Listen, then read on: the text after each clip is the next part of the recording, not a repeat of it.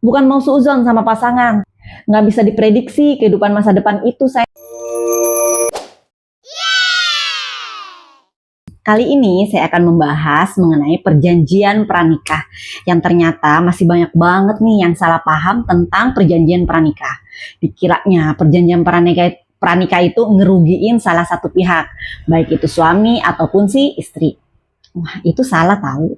Perjanjian pranikah itu justru sebenarnya ngelindungi dan menguntungkan kedua belah pihak loh.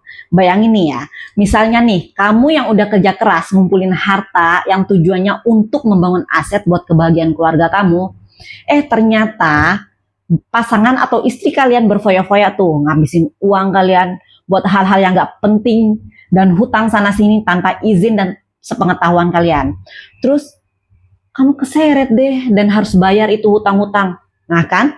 Atau contoh lain misalnya nih ya, kamu sebagai seorang istri yang bekerja keras pontang-panting dari pagi sampai malam buat bantu suami yang belum bisa kerja atau belum bisa mencukupi kebutuhan biaya keluarga, tapi ternyata pas kamu lagi sibuk kerja, dia juga sibuk di belakang, sibuk selingkuh. Nauzubillahimindzalik. Dan misalnya terjadi perceraian dan si suami minta harta gono gini, gimana? Oh, beneran ada loh modelan laki-laki begini. Kita nggak tahu jodoh kita, tipe dan karakter macam apa nanti.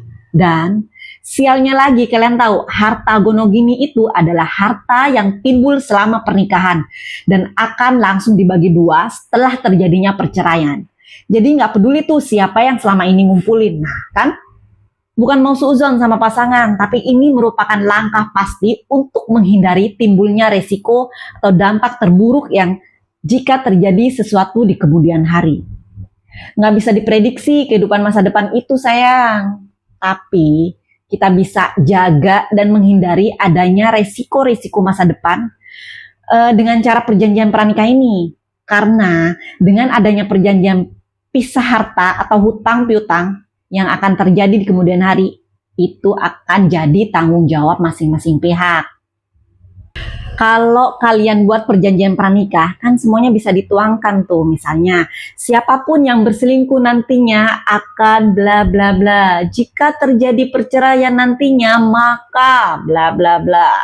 Bisa dituangkan sesuai yang dimau kedua belah pihak. Dengan catatan gak melanggar undang-undang yang berlaku ya. Dan buat kalian yang masih mikir, wah gimana dong, kan saya udah terlanjur nikah tapi belum bikin perjanjian pranikah nih. Tenang, karena perjanjian ini masih bisa dibuat even kalian sudah menikah sekalipun.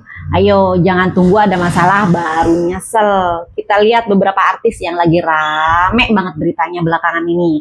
Banyak kan yang cerai karena pasangannya selingkuh lah, KDRT, mereka cerai, pisah harta dan zongnya mereka nggak bikin perjanjian pranikah dulu.